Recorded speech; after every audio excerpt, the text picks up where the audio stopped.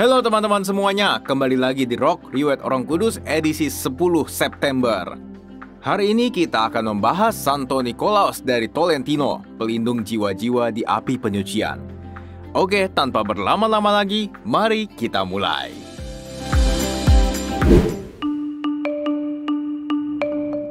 Nicholas lahir di San Angelo, Italia tahun 1245. Nama Nicholas diberikan oleh kedua orang tuanya sebagai ungkapan syukur atas terkabulnya doa mereka dengan perantaraan Santo Nicholas dari Myra. Dari kecil Nicholas udah tertarik buat hidup religius guys, lebih tepatnya jadi seorang presbiter atau imam. Dan dia selalu memegang kata-kata seorang Imam Agustin dalam hatinya. Janganlah mencintai dunia ataupun barang-barang duniawi, sebab dunia ini akan segera berlalu. Ia lalu memutuskan bergabung dalam Ordo Santo Agustinus atau OSA. Imam Agustin yang selalu ia pegang kata-katanya itu bernama Pastor Reginald yang kemudian jadi pembimbing novisnya. Nicholas mengucapkan kaul pertamanya saat ia berusia 18 tahun dan 7 tahun kemudian, tahun 1270, ia ditabiskan jadi seorang imam.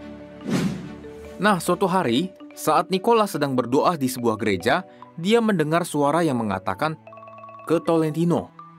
Dan benar aja, gak lama setelah peristiwa itu, di tahun 1274, ia pindah ke Tolentino dan mulai berkarya di sana selama 30 tahun terakhir hidupnya.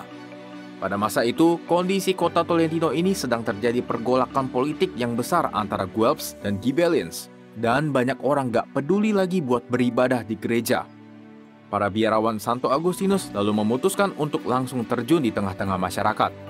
Mereka berkhotbah di tempat terbuka dan tempat yang ramai. Tujuannya agar masyarakat dapat kembali hidup dalam Kristus. Ini ternyata berhasil guys, dan banyak orang mulai bertobat. Romo Nicholas juga berkarya di daerah-daerah kumuh Tolentino. Ia mengunjungi mereka yang kesepian, memberi sakramen kepada yang sakit, dan memberi perhatian kepada anak-anak, juga para tahanan di penjara.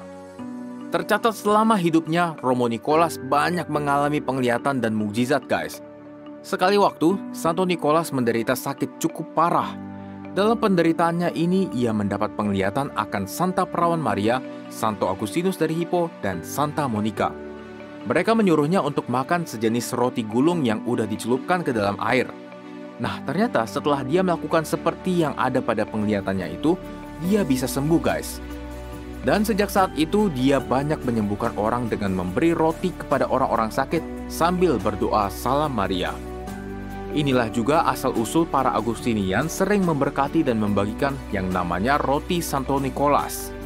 Setiap kali dia menyembuhkan orang dan membuat mukjizat, dia selalu memberi pesan kepada orang itu supaya nggak ngomong-ngomong tentang hal itu. Dia juga selalu mengingatkan ke orang-orang kalau dia hanyalah alat Tuhan. Wah, kerendahan hati yang luar biasa ya guys. Dia juga sering mendapat penglihatan tentang api penyucian. Oleh karena itu, ia sering berdoa bagi pengampunan dosa jiwa-jiwa di api penyucian. Santo Nicholas dari Tolentino mulai menderita sakit sekitar tahun 1304. Ia akhirnya berpulang ke rumah Bapa di surga tanggal 10 September 1305. Ia dinyatakan kudus oleh Paus Eugenius keempat tanggal 5 Juni 1446 dan dinyatakan sebagai pelindung jiwa-jiwa di api penyucian tahun 1884 oleh Paus Leo ke-13. Nah, teman-teman semuanya, kita bisa lihat ya kalau Santo Nicholas bisa dibilang melakukan hampir seluruh sabda Yesus. Dia sangat rendah hati saat melakukan mukjizat-mukjizat, lalu juga mengunjungi orang sakit, terlantar, dan dipenjara seperti yang ada di Matius 25 ayat 36. Semoga kita juga pelan-pelan bisa ya guys, seperti Santo Nicholas, karena kita sebagai manusia dipanggil untuk hidup kudus.